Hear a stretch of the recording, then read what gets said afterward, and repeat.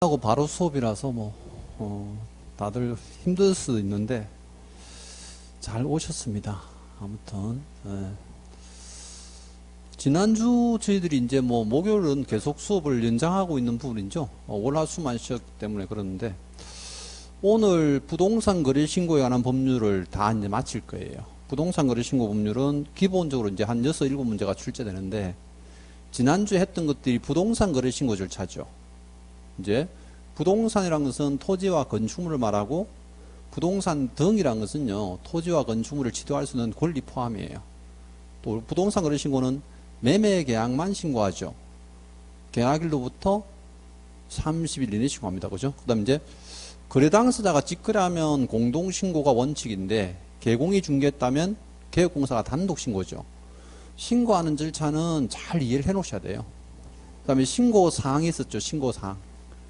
인가, 계대, 중조, 입금 이렇게 외우는데 올해는 이제 특히 조심할 게 이게 주택 취득 자금 조달 계획이나 입주 계획, 그 다음에 이제 토지 이용 계획 이런 것들을 제출하느냐 마느냐 하는 거 있잖아요. 그거 이제 숙지하셔야 돼요. 주택은 법인인 경우는 금액 불문이죠. 법인 외자는 6억 이상. 투기과열지구나 조정대상 지역은 금액 불문하고 전부 이제 자금 조달 계획서 내셔야 되고, 토지는 지역별로 나누잖아요. 토지는 이제 수도권 등이라고 되어 있는데 세종시하고 광역시 포함입니다. 거기는 1억 이상이고, 또 지분은 금액 불문이에요. 그 다음에 수도권 이외 지역은요, 이제 6억 이상인데 그것도 지분 포함이에요.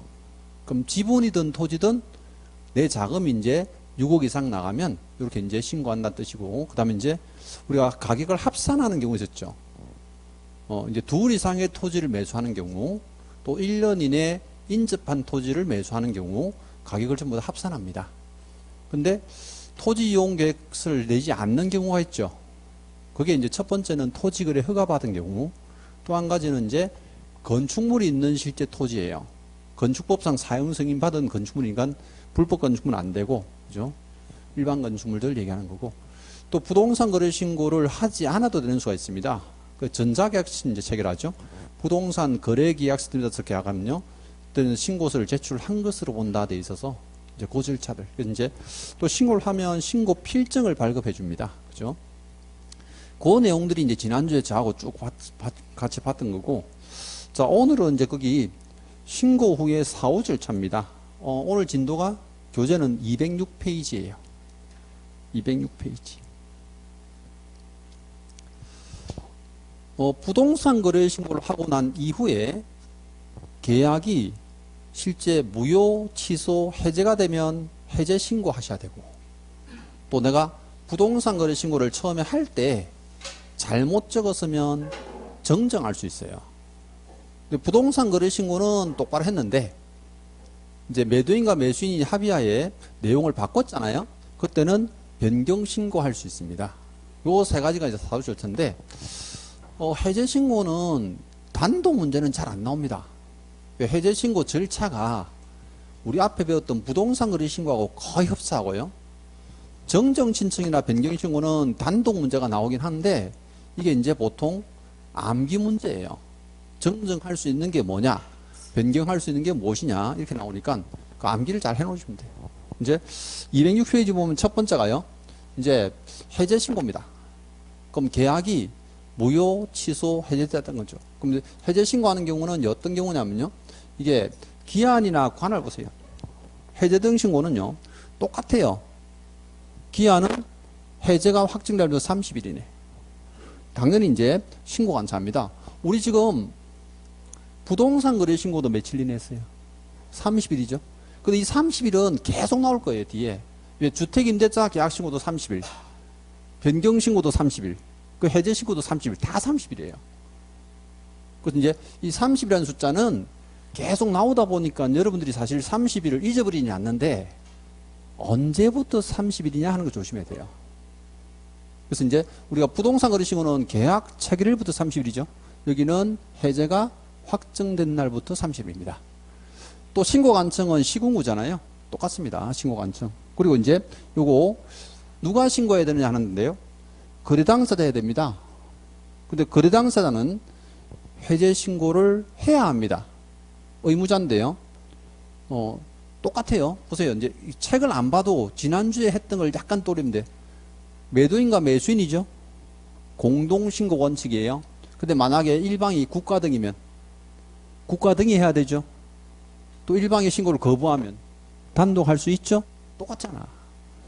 근데 작년에 문제 나올 때요. 이걸 답으로 냈단 말이에요. 지문을. 자, 자연인과 지방자치단체가 매매 계약을 체결하면은 실제 그 상대방인 자연인이 신고해야 되는데 이랬거든요. 누가 해야 돼요? 지자체가 해야지. 국가 등이니까. 그래서 제가 이제 지난번에 부동산 거래 신고에 관한 문제를 낼 때 출제할 때 신고 절차를 아예 출제를 했기 때문에 올해는 특히 조심할 게 이제 자금 조달 그 계획서 있잖아요. 그거 내는 걸 아주 조심해야 돼. 단독 문제 나올 가능성이 굉장히 높은 쪽이에요. 그래서 이제 그걸 보시면 돼요. 그 다음에 이제 이게 해제 신고를 할 수 있는 사람이 있습니다. 그럼 할 수 있는 사람 누구면 개공이에요. 보세요. 개업공사가 거래계약서를 작성 거면 개공이 부동산 거래신고를 해야 되죠. 근데 해제가 되면 그때 해제 신고는요. 개공이 할 의무는 없어요. 그럼 개업공사가 해제 신고를 하여야 한다라고 잘 내거든요. 무조건 X입니다. 해제 신고는 사실 조심할 게 이거예요. 이거. 다른 절차는 다 똑같으니까. 이제 작년에도 이제 이게 패턴을 보면 출제하실 때 보세요.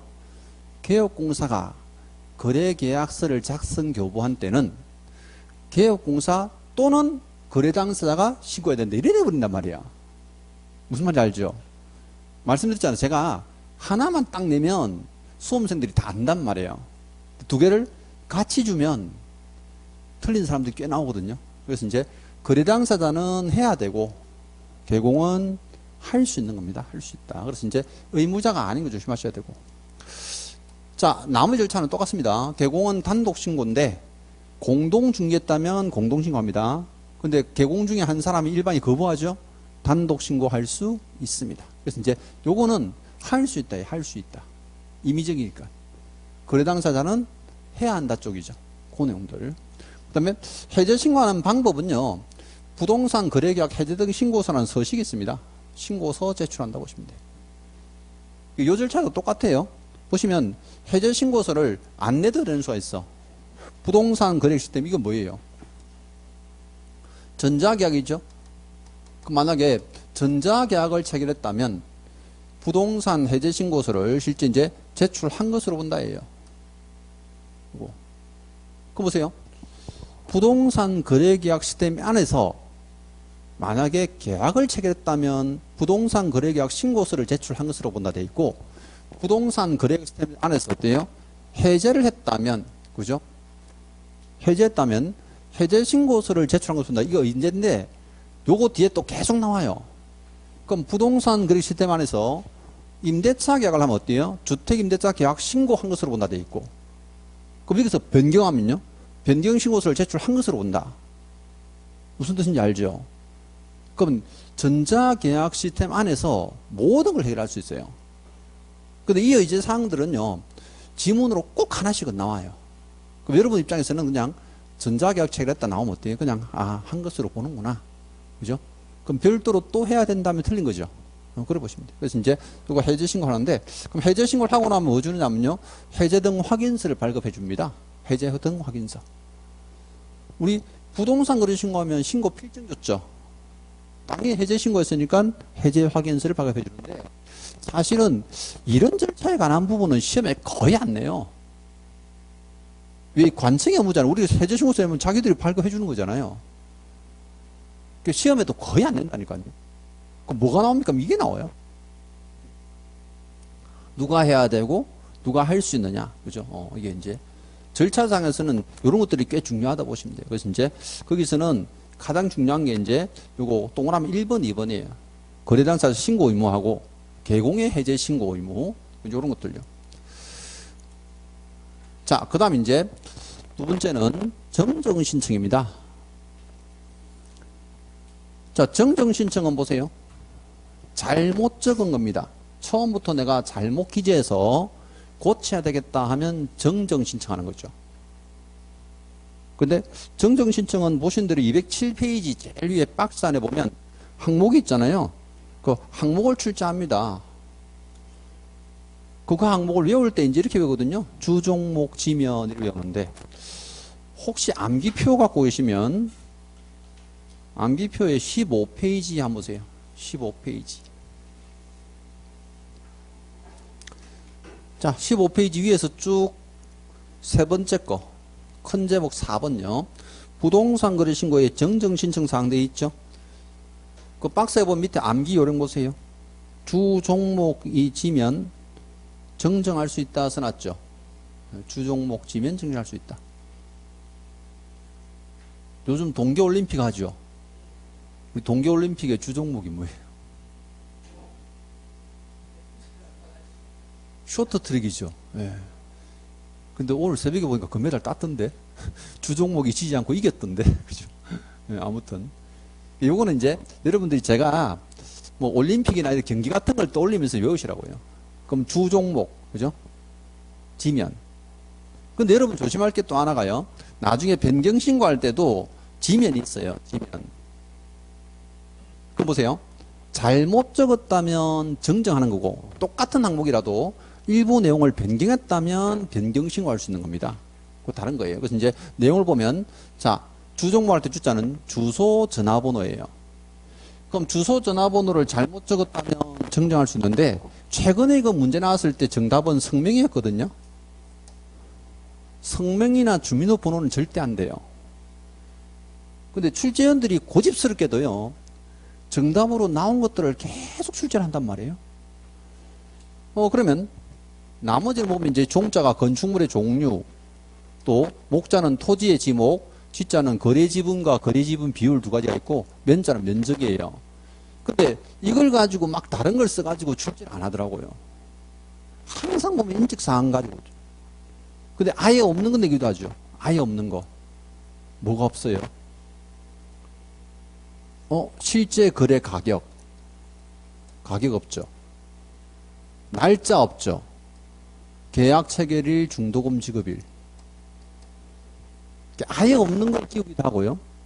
변형을 하면 이게 이제 요걸 제일 많이 변형했어요. 성명이나 주민등록번호 절대 증명할 수 없다. 그럼 이게 암기하는 문제라고 제가 말씀드리지만 정답은 암기가 아니에요. 그럼 왜 정정할 수 없습니까? 하면요. 인적사항을 전부 다 정정한다는 말은 무슨 뜻이에요? 사람을 완전히 바꿀 수 있다는 얘기죠. 못 바꾸게 하는 거야. 사람을 전부 바꾸면 문제가 생긴다는 거예요. 또 가격을 정정하게 해주면 될까요? 가격을 정정하게 해주면 이거 탈세하는 사람 못 잡잖아요. 법률상 착오가 일어났다든가, 그죠? 또 계약일을 정정할 수가 없는 게, 우리는 신고를 계약일부터 30일이나 하죠. 그럼 30일이 지난 사람이 만약에 신고하러 왔다. 그때 그 사람이 계약일 잘못 적었는데 이러면 말이 안 되잖아요. 그래서 내용을 잘 보면요, 암기 문제인 듯한데 정답은 전부 다 이유가 있어요. 이런 걸 왜 정정할 수 없는지 아느냐 하는 문제를 출제한다는 거죠. 이제 뜻은 아시겠죠? 그 내용들이고. 자, 아무튼 암기를 잘 해놓고요. 그 다음 이제 밑에 207페이지 세 번째요. 변경신고 봅니다. 자, 변경신고는 이제 외울 때 1조가 지면 변경하라 돼 있는데, 자, 여기 보시면요, 여기도 지면 있죠? 똑같아요. 이것 때문에 또 틀린 분들이 한두 분 계세요. 지분이나 면적은 정정합니까? 변경합니까? 하는데, 그건 달라요. 처음부터 잘못 적었으면 뭐 하셔야 돼요? 정정. 내용 일부를 변경했으면요, 변경하는 거예요. 그래서 예전에 이제 문제 출제하신 분이 박스 문제를 냈는데, 거기다가 뭐라 썼냐면요, 다음 중 변경 신고할 수 있는 항목을 고르서 이래냈단 말이야. 그럼 변경 신고할 수 있는 걸 고르서 했는데, 그 박스 안에 지문이요, 거래 지분 비율을 잘못 기재한 경우 이래냈단 말이야. 그럼 잘못 적었으면 변경이 아니죠. 정정 신청 사항이었다고. 근데 그냥 단순하게 외운 사람들은 거래 지분 비율이라는 글자만 보고, 아, 이것도 변경 신고 항목은 맞는데, 이렇게 간 거예요. 일부 내용이 바뀌었을 때 하는 게 변경 신고입니다. 외울 때 이제 조심해야 되고, 나머지 항목들은 뭐 마찬가지예요. 일부는 제가 이제 일자는 일부 조금 이따 상세히 볼 거고요. 이 조자는 조건 또는 기한, 가자는 가격, 뭐 지분은 똑같고요. 면적. 그리고 또 한 가지 위탁이라는 글자 보이죠? 이건 위탁 관리인의 성명 등에서 인적사항이에요. 자, 우리 지난주에 보세요. 부동산 거래 신고 한 항목 기억나세요? 부동산 거래 때 인가, 계대, 중조 했잖아요. 그럼 인가, 계대, 중조 할 때 실제 거기 인적사항에 매도인과 매수인 인적사항도 있지만 위탁 관리인의 인적사항이 있죠. 이거 성명 등에 있으니까 이 사람은 인적사항 전부 다 바꿀 수 있어요. 즉 위탁 관리인 자체는 사람을 바꿔도 괜찮다는 거죠. 근데 거래 당사자는 바꿀 수 있어요? 안 된다니까. 거래 당사자 바꾸면 큰일 나죠. 매도인과 매수인이 확정돼서 신고를 했는데 갑자기 매도를 바꾸겠습니다 하면 이상하잖아요. 다른 부동산이잖아요. 매수인을 바꾸겠다면 실제 다른 거래 당사자가 나오니까 그런 것들 변경이 안 돼요. 그래서 이 내용들은 잘 아셔야 되고, 그 다음에 이제 여기서 말하는 일부라는 것. 일부가 뭐냐는 건데요. 최근에 이제 우리가 변경신고를 단독 내렸을 때 이제 이걸 답으로 썼어요. 그럼 혹시나 이제 변경신고가 지문으로 나오더라도 조심해야 되는 부분은 이런 부분이에요. 자, 가격. 가격은 정정할 수는 없죠. 변경할 수는 있죠. 매도인과 매수인이 합의하에 금액을 낮출 수도 있잖아요. 그럼 내가 지금 5억의 땅을 샀는데 갑자기 막 매수인이 찾아가가지고 야 5천만 원만 깎아줘. 너무 비싸. 이미 부동산을 하고 난 뒤에요. 그 매도인이 그래 5천만 원 좀 심하고 3천만 원 깎아줄게. 그럼 4억 7천 됐죠. 그럼 세금을 5억에 낼 이유가 없잖아요. 그럼 가격에 변경신고하러 왔습니다. 어때요? 해주겠다는 거죠. 처음부터 잘못 적었습니다는 안 돼요. 이거는. 그래서 이게 외우더라도 어느 정도는 답이 뭐가 나올 건지 예상을 하고요. 또 왜 이런 답을 쓰는지를 이해를 하고 푸시면 금방 그걸 알 수 있어요. 근데 여기서 이제 일부라는 건 뭐냐면요. 날짜의 일부 변경할 수 있어요. 그 다음에 매수인 일부, 부동산 일부인데 생각해 보세요. 매수인의 일부가 무슨 뜻일까요? 매수인이 한 사람이 여러 사람이에요. 여러 사람이라야지 일부를 실제 바꾸는 거잖아요. 한 사람을 바꿀 수는 없잖아. 사람을 자를 수는 없잖아요. 그럼 이것도 보세요. 부동산의 일부는 뭘까요? 땅을 쪼개면 두 개가 되잖아요. 여러 부동산이죠. 땅도 세 필지, 네 필지 샀는데 그 중에 일부를 어때요? 변경하겠다는 거예요. 여기서 말하는 일부는 전부 다 그게 날짜도 여러 개 있죠. 보세요. 계약 체결일, 중도금 지급일, 잔금 지급일.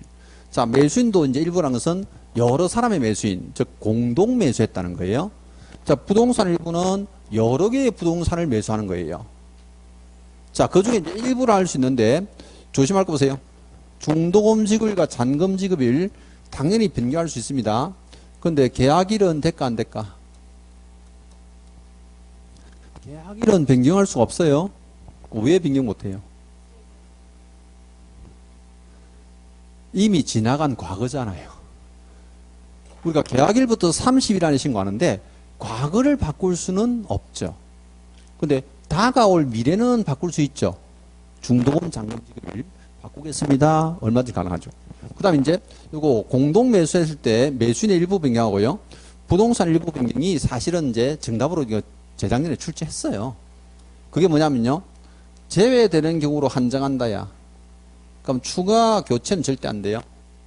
그럼 뜻은 이런 거예요. 보세요.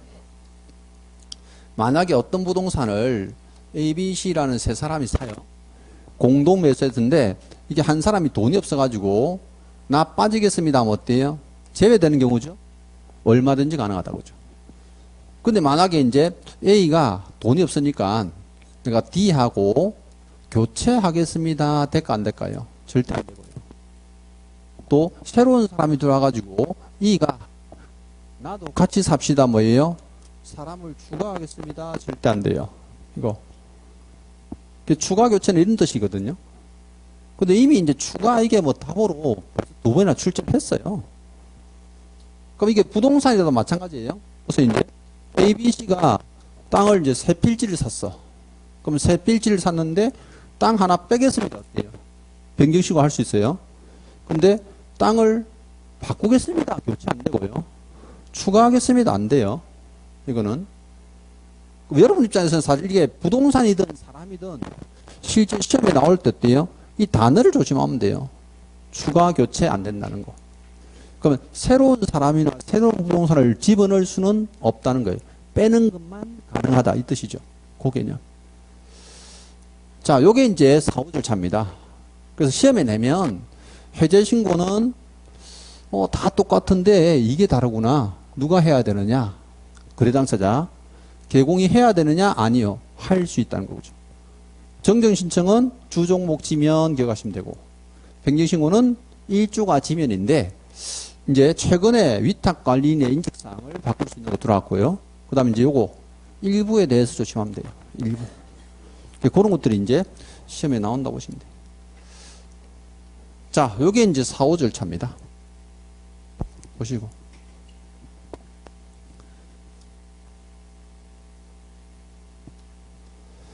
자, 그리고 이제 정정 신청이나 변경 신고하면 원래 우리가 받은 신고 필증 있잖아요. 재발급 해줍니다. 재발급.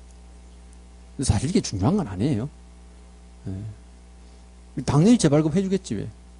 왜 신고 필증을 갖다 주거든요.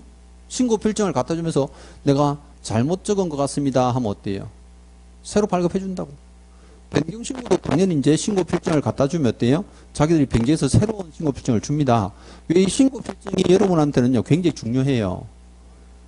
왜 요 뒤로부터 절차가 뭡니까? 하면 등기법이에요. 자, 보세요. 부동산 거래 신고는 매매 계약만 신고하잖아요. 그럼 나중에 매수인은 자기 앞으로 등기해야 되죠.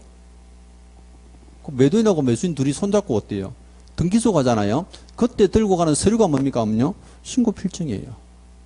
이걸 뭐라고 그러냐면 등기법에서는 등기 원인 서면이라 하잖아요. 그럼 매매 계약서 들고 간다, 안 들고 간다? 등기할 때. 공시법 다 배운대. 안 들고 가요. 아예 필요 없어요. 그럼 등기 신청서 작성하죠. 3부. 신고 필증 어때요? 원본 들고 가잖아요. 그럼 거기서 이제 복사까지 해서 3부에 또. 그럼 총 3부로 만들면 원본에는요, 이거 등기 필 통지해줘요. 얘가 나중에 등기 필증이에요. 그럼 4분 2통 어떻게 하냐면 등기소에서 한 통 보관하고 한 통은 세무서에 보내요. 그럼 세무서장이 어때요? 신고 똑바로 했구나. 그럼 신고한 가격에 대해서 어때요? 등기도 똑바로 했구나 하고 이제 확인할 수 있는 거죠. 요 뒤로부터는 등기법 시간에 나오는 거예요. 우리하고는 별개 문제인데 어쨌든 요 서류가 아주 중요하니까 새롭게 잘못 적었거나 변경하면 어때요? 재발급 해줍니다. 그 정도. 자, 읽어보시고 이제 다음 단원 갈게요. 주택임대차 계약신고입니다. 뒤에 208페이지 보시면은 금쟁이나 사후 관리되어 있는데요. 요거는 다음 순한테 잠깐 보기로 하고, 왜냐면 관청의 업무인데 거의 10년 넘게 안 나오다가요. 작년에 느닷없이 이제 문제 하나 냈어요. 근데 무슨 사람도 마찬가지인 게 10년 동안 안 오던 사람이 어쩌다 한번 왔어. 왔다 갔죠. 그 문제 와요.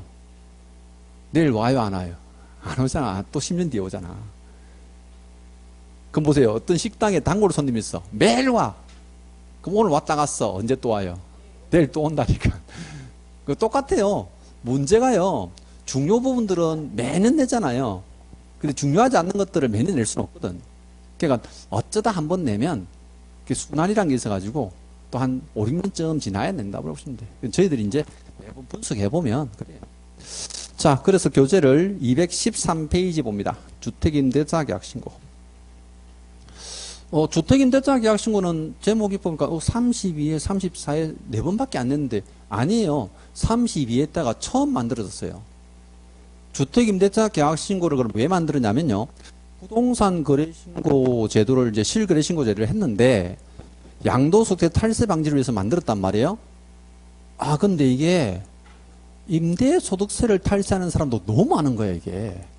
아파트를 막 40개씩 갖고 있으면서. 요즘 뉴스에 다주택자들 막 시끄럽죠, 그죠? 예. 난 천만다행이죠. 주택이 하나밖에 없어가지고 천만다행인데, 그죠? 근데 아무튼 이 다주택자들이 임대 사업을 하잖아요. 임대 사업은 임대소득세를 한 푼도 안 낸 거야. 뭐 어떻게 안 냅니까? 이중계약서를 줬거든. 보세요. 제가 이제 아파트를 갖고 있는데 이분하고 계약을 해요. 보증금 5천만 원에 월세 100만 원 이래 됐어요. 이게 내가 100개가 있어. 자, 월세 100만 원씩 100개에서 돈을 받으면 1억이죠. 그럼 소르기 한다게 이제 월세가 1억 들어오는데 세금 10은 안 내요. 그럼 주택임대차 계약 신고를 했을 거 아닙니까? 근데 원래 임대사업자는요, 이 주택임대차 계약 신고 제도가 있기 전부터 민간 임대차관 특별부에서 신고를 했어요. 근데 그때 신고할 때 어떻게 하냐면요, 보증금 2억 이렇게 신고해 버린다고. 이면계약서를 또 적어요. 그럼 100개 실제 주택에 대해서 모두 보증금 2억 신고하면 월세가 있어 없어요? 없잖아요. 그래서 세금을 한 푼도 안 내. 탈세죠? 이제 그러다 보니까 이제 이런 사람들을 잡으려고 하니까 어쩔 수 없이 이제 어때요? 5년 전에 주택임대차 계약 신고 제도를 만든 거예요. 또 이제 만든 취지가 이제 그런 의미도 있지만 또 하나는 전세 사기를 또 막아보려고 만들기도 했죠.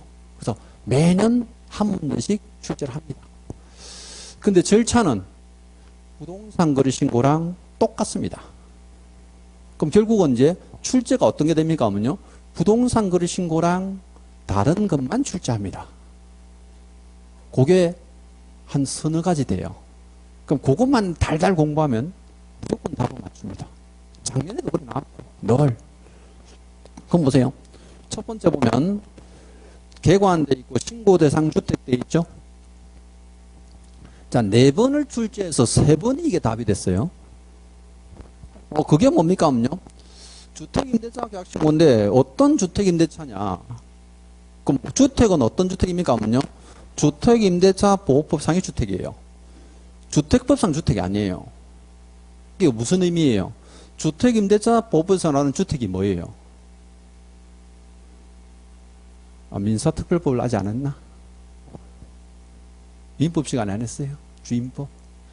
이 주택임대차 보호법상 주택은요, 건축법이나 주택법상의 주택이 아니고요, 실제 용도를 주택에 사용하면 전부 다 신고하라는 거야. 내가 창고를 빌렸는데 주택으로 계약했어요. 그럼 이것도 어때요? 무조건 신고해야 돼. 분명히 건축물 대장은 오피셀인데 내가 주거용으로 사야죠. 그럼 무조건 이거 신고하셔야 돼요. 그게 그런 뜻입니다. 그래서 이제 주택임대차 보호법상의 주택이라는 것은요, 실제 용도를 주택으로 사용하면 전부 신고하세요 되어 있습니다.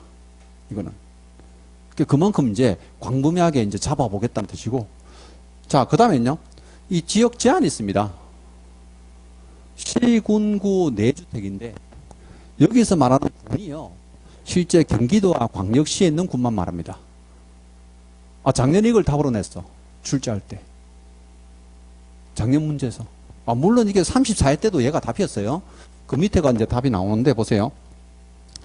자, 군이 경기도와 광역시의 군인데 작년 지문을 이래 냈단 말이야. 경상북도, 무슨 알죠? 경상북도에 일반 군 이래 냈어요. 그럼 도 밑에 군이 있잖아요, 원래. 그럼 경상북도의 군은 주택임대차 계약 신고 한다, 안 한다? 안 한다는 거죠. 자, 시니까 경주시 어때요? 신고해야 되죠? 양산시, 김해시 다 신고합니다. 그럼 군이 없어요. 근데 구니까 뭐예요? 울산, 광주시는 다 해야 되죠? 남구, 중구, 동구 있잖아요. 근데 여기 울주군도 있죠? 울주군도 있으니까 광역시, 그죠? 무조건 신고해야 되네. 근데 어떤 경상북도, 전라남도, 뭐 경상남도 할 수 있지, 도 밑에 있는 군들은 어때요? 신고하지 않는데 경기도 밑에 있는 군은 어때요? 무조건 하라는 거야. 무슨 말 알죠? 그럼 작년에 지역을 답을 냈잖아. 그럼 올해는 그냥 평이하게 갈 수 있거든요. 답은 아니고 그냥 지문 쓸 수 있는데 올해는 더 좋으니까 가격 제한이 있어요. 금액이. 이게 보증금이 6천만 원 초과하고요, 월 차임이 30만 원 초과해야 돼. 그럼 보세요. 보증금이나 월 차임은 또는이에요. 그럼 6천만 원 초과하거나 30만 원 초과한 경우 돼 있죠? 그럼 보증금이 지금 1억이에요. 월세는 없어. 그럼 어때요? 신고해야 되죠. 자, 보증금은 딸랑 500만 원인데 월세가 50이야. 신고해야 되죠. 그러면 보증금이 6천만 원에 월세가 30만 원이에요. 신고한다, 안 한다? 아니, 초과잖아, 초과. 이거 빼고 냈다니까, 또. 사실 그런 문제는 제가 볼 때는 참 이게 좀 수준이 낮은 문제인데, 이게 출제인들은 이런 거 잘 빼고 내요. 수험생들을 막 속이려고. 보증금 6천만 원에 월 차임이 30만 원까지는 신고 안 해요. 초과할 때만 신고합니다. 그죠? 그래서 이 지역 제한량 금액은요, 지금 계속 출제를, 매년 출제를 하고 있어요. 그럼 답이 됐다가 안 됐다가 하지만, 어쨌든 출제를 할 때 이제 요게 가장 다른 거잖아. 그럼 보세요. 우리 지난주에 본 거, 부동산 거래 신고는 어떤 지역의 부동산이어야 됩니까? 하면요. 전국이죠. 토지와 건축물, 전국에 있는 토지와 건축물이에요. 얼마짜리? 없잖아요. 부동산 거래 신고는 금액 제한이 아예 없어요. 모든 토지와 모든 건축물이에요. 그럼 내가 만약에 토지를 사는데 2평짜리야. 자, 2천만 원 주고 샀어. 어때요? 신고해야 돼. 내가 집을 하나 사는데 저 농가주택인데 가격이 50만 원에 신고 어때요? 무조건 해야 돼. 그래서 보세요. 부동산 거래 신고는 제한이 없잖아. 근데 얘는 제한이 있잖아요. 그러니까 이게 독특하다니까요. 아니 굳이 제한을 안 하고 모든 지역의 주택임대차는 전부 신고하라면 되는 거 아닙니까 하는데, 그렇게 되면 관청의 일이 너무 많아요. 그러니까 이런 조건을 주는 이유는요, 관청의 업무를 줄이려고 하는 거예요. 그래서 이제 이 조건을 특히 조심해야 돼. 그죠? 그래서 이제 그게 밑에 신고 대상 주택에 관한 얘기입니다. 신고 대상 주택. 자, 그 다음 절차는 뭐 우리 부동산 거래 신고하고 똑같아요. 기한은, 관청은 의무자 똑같습니다. 그럼 기한 언제입니까 하면요, 계약 체결일부터 30일. 역시 30일. 그 밑에 보시면 신고 의무자 및 신고 기한 나와 있죠. 그 다음에 관청 어디입니까 하면요, 주택 소재지 시군구입니다. 똑같아요. 의무자는 누굽니까 하면요, 계약 당사자죠. 근데 여러분들이 사실 이제 용어에 대해서 굳이 구분할 필요는 없는데, 부동산 거래 신고 보세요. 이게 좀 예민한 사람들은 다 알아. 부동산 거래 신고는 거래 신고잖아요. 그래서 매도인과 매수인을, 우리 매매가마가 매도인과 매수인을 뭐라고 하냐면 거래 당사자라죠. 주택 임대차 계약 신고죠. 그래서 임대인과 임차인 부를 때는 뭐라고 그래요? 계약 당사자라고 그래요. 이 법은 참 예민하죠. 그럼 보세요. 혹시나 제가 이제 우리 회사는 말인데, 거래 당사자는 하고 나오잖아요. 그럼 주택임대차 아니에요? 무조건 뭐예요? 매매 계약을 말하는 부동산 거래 신고예요. 근데 계약 당사자는 나오죠. 그건 뭐예요? 주택임대차 계약 신고예요. 용어 자체가 달라요. 근데 물론 문제 자체에다가 뭐 주택임대차를 계약하는 경우 또는 토지의 매매 계약을 계약하는 조건을 주는데, 지문에 가면 그 조건을 아예 무시해버리고 사람을 표현한단 말이에요. 거래 당사자 나오다가 이제 계약 당사자들이 나오는데, 자, 절차는 똑같아 있습니다. 계약 당사가 어때요? 공동 신고하시는데, 자, 여기는 일반 신고도 가능합니다. 왜 가능한지는 좀 이따 이제 알려드릴 거고, 단독 신고하는 거 보세요. 일반이 국가 등이 어때요? 국가 등이 해야 되죠. 일방의 신고를 거부합니다. 어때요? 단독 신고할 수 있습니다. 그럼 여기서 보세요. 차이점. 이거는 일방 신고도 할 수 있네. 그죠? 그러면 임대인과 임차인이 공동 신고를 하는 것이 원칙인데, 만약에 임대인이 거부하잖아요. 그럼 임차인 혼자 가서 하라고. 거부하면 할 수 있죠? 근데 갑자기 임대인과 임차인이 실제 어때요? 계약을 했는데 한쪽에서 거부한 것도 아니냐. 그냥 임차인 지 혼자 가서 어때요? 해도 관계없다는 거야.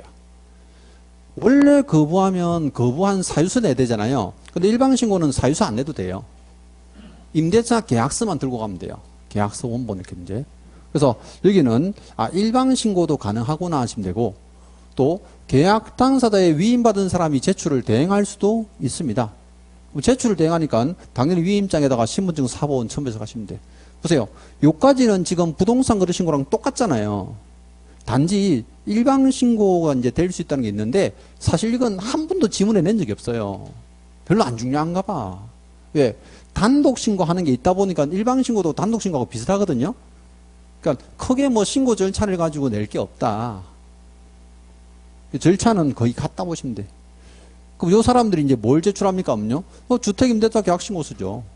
여기는 주택임대차 계약신고서를 제출합니다. 근데 요때 이제 주택임대차 계약신고서에 작성하는 항목이 있는데요. 우리 책의 213페이지 보면 제일 밑에 신고사항 돼 있죠. 자, 그래서 이제 책을 암기표를요. 암기표의 15페이지 제일 위에 보세요. 주택임대차 계약신고사항 이래 돼 있는데요. 그 암기 요령이 부동산 거래신고사항과 동일하다 써놨죠. 그럼 여러분들 보세요. 이건 이해를 하고 보시면 돼. 우리 부동산 거래신고할 때 뭐 했어요? 인가 계대 중조했죠. 입금은 취득자금 조달 계획이니까 여기는 관계없단 말이에요. 그럼 인자가 뭐예요? 인적사항이죠. 그럼 보세요. 임대차 계약한 사람들이 인적사항이 똑같아요. 인적사항. 근데 여기는 이제 조문을 뒤에 만들다 보니까 인적사항을 상세히 적으라 해서 이게 이제 여기다가 항목을 만들어 놨어요. 부동산 거래신고는 인적사항 알아 적어라야죠. 근데 서식이 써가지고 그 빈칸을 채우면 되는데 여기는 이제 명소 연등이다. 이걸 다 적으세요 했는데 우리 명소 연등 들어봤죠? 우리 광고할 때 나온 항목이죠. 그 명자가 뭐예요? 성명. 소자는 주소. 연자는 연락처. 등자는 개인이니까 주민등록번호예요. 법인이 살 수도 있죠.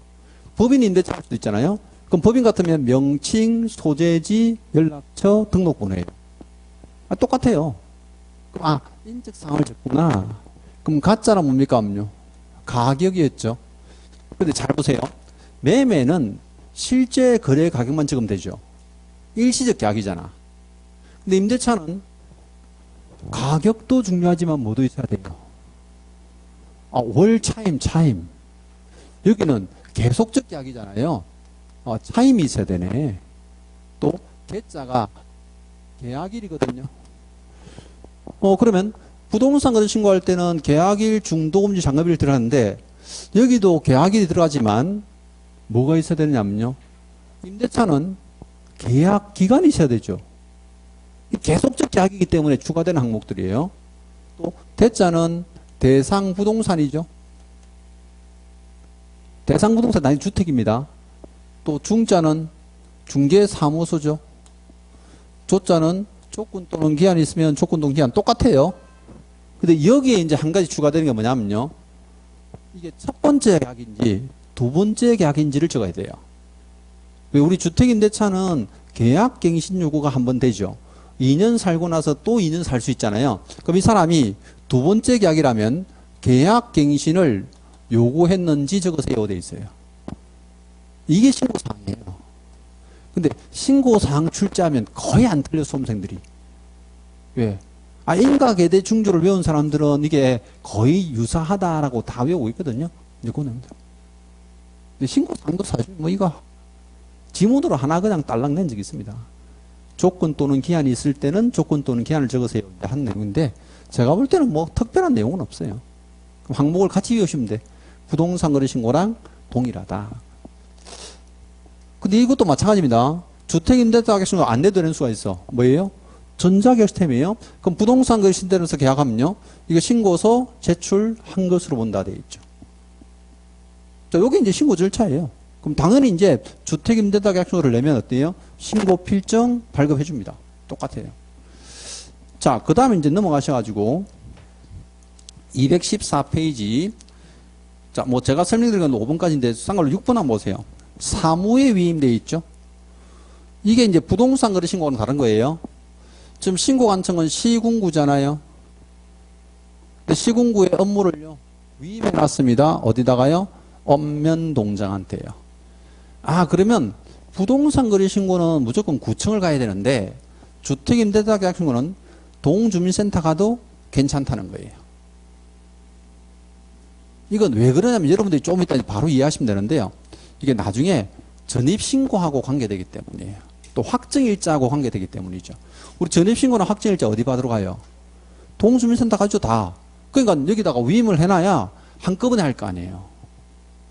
무슨 뜻인지 알죠? 그럼 만약 이걸 위임을 안 해놓으면 주택임대차 계약신고는 구청 가서 하고 또 전입신고하고 확정일자 받으러 어때? 동사무소 또 가야 되고 국민들이 너무 피곤하잖아. 그래서 한 군데 가서 다 하세요. 그런 의미로 이제 위임해놨다고 보시면 돼요. 근데 부동산 거래신고는 돼, 안 돼요? 안 돼요. 부동산 거래신고는 무조건 어디 가야 돼? 시군구에 가야 돼요. 구청장한테 가야 됩니다. 그게 이제 차이점이고. 다음 215페이지 봅니다.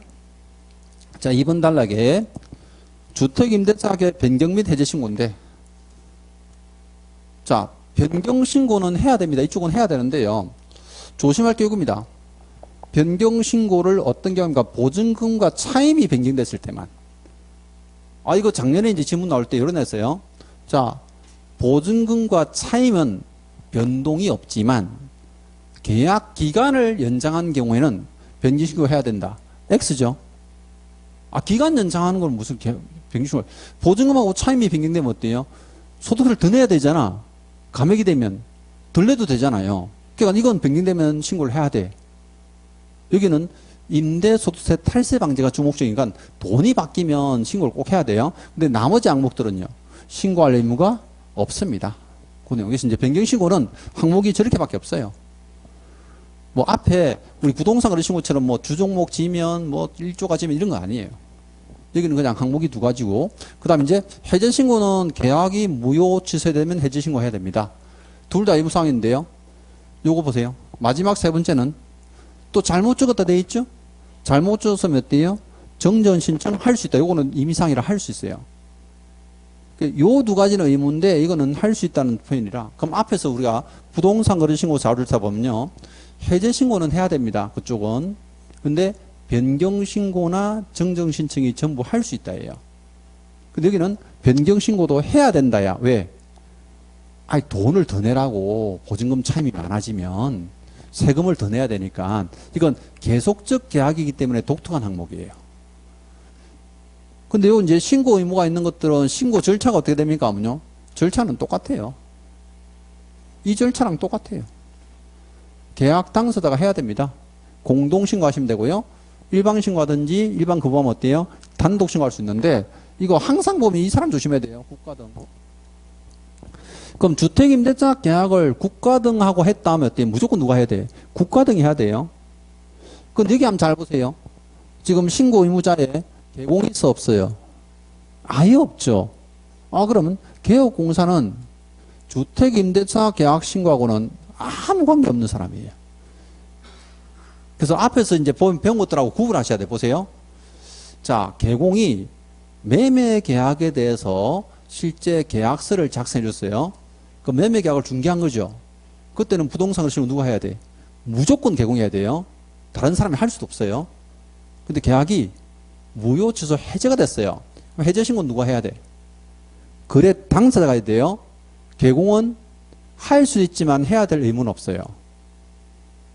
그건 왜 그럴까요? 개공이 해제된 줄을 몰라요. 보세요. 중개사무소에서 이제 계약을 하면 소장님이 알잖아. 매매계약서도 써주고 하니까. 그럼 부동산 거래신고를 내가 언제 하는지 알죠? 근데 둘이서 싸워가지고 일방 해제돼 버린 거예요. 계약이. 중개사무소 연락도 안 해줘. 그럼 내가 해제된지 알아 몰라요? 모르는데, 해제된 걸 모르는데 나보고 신고하세요 하고 의무를 시키면 그냥 계속 위반할 거 아니에요. 그러니까 해제 신고를 의무화 둘 수가 없는 거야. 그냥 거래 당사자 뭐 하라는 거죠. 근데 여기는 주택임대차 계약 신고를 하든 변경 신고하든 해제 신고하든 전부 다 누가 해야 돼? 계약 당사자예요. 개공이 해도 안 됩니까? 할 수 없어요. 이거 의무가 아니야. 그럼 개공은 보세요. 신고서 제출을 대행할 수는 있죠. 본인들이 서명 날인 해준 신고서를 갖다 내주세요 하면 내주긴 할 수 있지만 본인이 도장 찍어 안 찍어요? 안 찍어요. 개공이 신고 의무도 없지만 신고할 수 있는 것도 아니에요. 뜻은 아시겠어요? 그래서 이제 요게 또 부동산을 신고하고 차이점. 시험에 나오면 항상 그 차이점들을 가지고 출제를 합니다. 왜 수험생들이 나중에 너무 많은 것들 배우다 보면 머릿속이 복잡하거든. 헷갈리고. 자, 그 다음에 이제 215페이지 신고 절차는 그렇게 되고요. 그 다음에 이제 217페이지. 자, 4번 단락은 주택임대계약신고서의 제출대행 요겁니다. 제출대행은 요 똑같은 거고요. 5번의 준용 규정은 안 봐도 돼요. 주택임대자 이 계약신고 절차를요, 여기에 없는 규정은 부동산 거래 신고에 관한 규정을 준용한다 이렇게 돼 있으니까 뭐 출제할 건 아니고. 218페이지 보세요. 주택임대자 계약신고 문제 나오면 반드시 나오는 지문이에요. 요거는 이 부분이 이제 또 중요하죠. 이게 뭐냐면요, 실제 이제 그겁니다. 4, 5절차인데 의지사항들이에요. 의지사항. 제가 따로 묶었는데 제가 자료 만들면 웬만하면 별표 잘 안 합니다. 별표했단 말은요, 반드시 나온다. 작년에도 이거 2개 지문냈어요. 그럼 뭡니까? 하면요, 보세요. 임차인이 전입신고했죠. 어디 가세요? 동주민센터 가서 하잖아. 그럼 전입신고하면요, 주택임대차 계약신고를 한 것으로 본다 돼 있어요. 그러면 전입신고할 때 전부 다 뭐 들고 와요? 계약서 들고 가죠. 그럼 계약서를 제출하면서 전입신고합니다 하면 어때요? 주택임대차 계약신고 안 해도 돼요. 그 동주민센터 공무원이 어때요? 알아서 해준대. 근데 작년에 이거 바꿔냈거든요. 보세요. 주택임대차 계약신고를 한 경우에는 전입신고한 것으로 본다. X예요. 작년에 제가 수업할 때요, 이거 답으로 낸다고 몇 번이나 강조했어. D 바꿔낸다고. 작년 제 수업 동영상 한번 보세요. 다 없앴다, 그죠? 근데 작년에 제가 수업할 때 주택임대차 계약신고하면 전입신고한 것으로 봅니다. 이거 분명히 나온다고 몇 번을 얘기했거든요. 제가 만든 동영 모의고사에도 몇 번이나 실었어요. 근데 작년에 덜컥 냈더라고. 근데 물론 재작년에도 똑같은 얘기했는데 재작년에 안 내고 작년에 냈어요. 분명히 한 번은 바꿔낸다. 왜 수험생들은 뭐 하나 하면 뭐 안 해도 된다 하라 이렇게 막연하게 외우다 보면요, 이게 힘들어져. 그래서 어떤 걸 해야 돼요? 전입신고를 해야 돼. 전입신고를. 전입신고하면 이 신고를 할 필요가 없다는 거죠. 그거 아셔야 되고요. 자, 그 다음에 이제 두 번째가 임대사업자예요. 거기 보면 이제 쌍괄로 2번입니다. 그럼 보세요. 제가 원래 임대사업자들은 요 주택임대차 계약신고가 제도가 생기기 전부터 민간 임대차는 특별법 입됐죠. 거기에 따라서 신고를 해왔어요. 이 임대차 계약신고를 계속 해왔어. 그럼 자기들이 하던 대로 어때요? 임대차 계약신고를 했다면 요거 신고를 한 것으로 본다. 안 해도 된다는 거예요. 주택임대차 계약신고를 한 것으로 본다 되어 있습니다. 저는 개인적으로 이걸 왜 의지해 주는지는 이해가 안 되긴 해요. 왜? 이때까지 이렇게만 신고하다 보니까 자꾸만 임행계약서 적어가지고 어때요? 탈세를 해왔잖아. 그럼 이걸 그냥 아예 무조건 공동으로 해라. 임차인이 어때요? 반드시 참석하게 만들면 이런 것들이 조금 덜 할 건데 아예 의지를 해줬어요. 이거는. 그럼 임대사업자가 자기 임대차 계약 신고를 처음부터 했다면 어때요? 주택임대차 계약 신고를 한 것으로 봅니다. 자, 마지막 의지사항은요, 그 쌍괄로 3번입니다. 보세요. 요거는 또 달라요. 조심해야 돼, 이건. 왜? 작년에 첫 번째 거 냈잖아요. 올해 아마 내면 그 세 번째 거 낸다니까. 보세요. 주택임대차 계약 신고에 접수가 됐죠. 그럼 주택임대차 계약 신고가 접수되면 확정일자를 자동 부여해 줍니다. 자, 거꾸로 해볼게요. 확정일자를 받으면 주택임대차 계약 신고한 것으로 본다. X죠. 답은 뻔하게 낼 거단 말이야, 이거는. 보세요. 출제하신 분이 주택임대차 계약 신고가 접수되면 확정일자를 받지 않은 것으로 본다. 확정일자를 다시 받아야 내내 내겠어요? 그냥 안 낸다니까. 분명히 이걸 내도 거꾸로 낸단 말이에요. 주택임대차 계약 신고를 하면 확정일자를 자동 부여해 줍니다. 근데 확정일자 어디 받아요? 그 동주민센터에서 봤는데 확정일자 부여하는 방법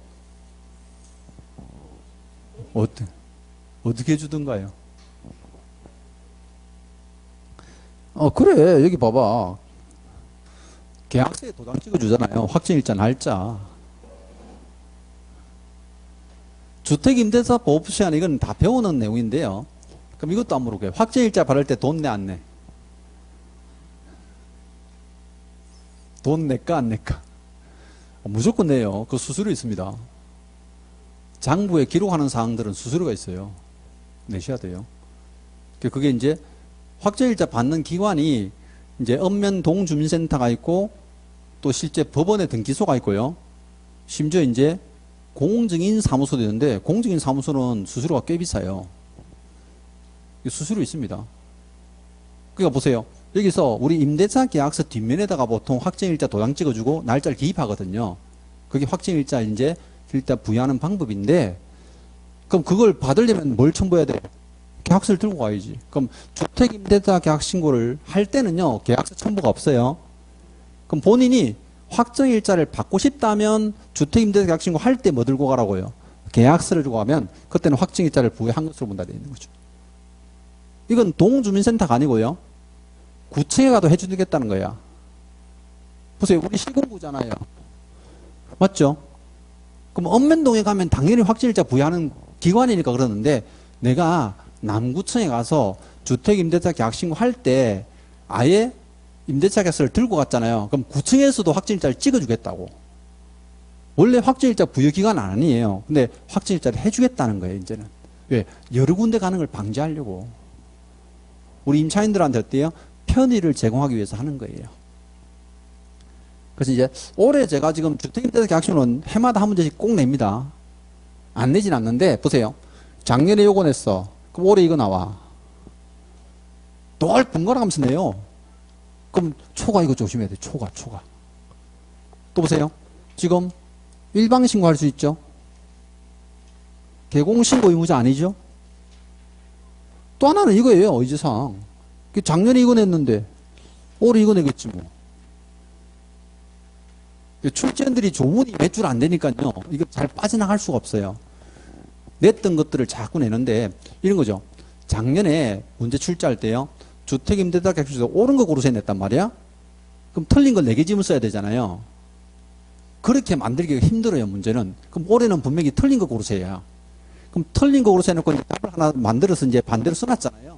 그럼 나머지는 어때요? 이런 거 내기도 해요. 옳은 것들은 어때요? 그냥 조문 그대로 카피하면 옳은 지문이 돼버리잖아. 그럼 옳은 지문은 제가 볼 때 평이한 거 나올 건데 틀린 정답을 무엇을 쓰느냐 하는 문제예요. 이거는. 그래 보시면 돼요. 자, 그래서 이제 의제사항들 아시고 또 제일 밑에 쌍괄로 4번 이겁니다. 지금 거기는 전자계약 체결시라고 썼지만 어때요? 여기 제가 부동산 거래 시스템에 따라서 했대 있죠. 그럼 부동산 거래 시스템에 따라서 계약을 하면 신고서 제출한 것을 보고요. 여기서 변경하거나 해지하면 어때요? 이것도 전부 다 신고서 제출한 것으로 봅니다. 전부 의제사항들이에요. 자, 그래서 이제 주택임대차 계약 신고 마치고 10분 쉬었다가요. 3장 외국인 등의 부동산 취득하겠습니다.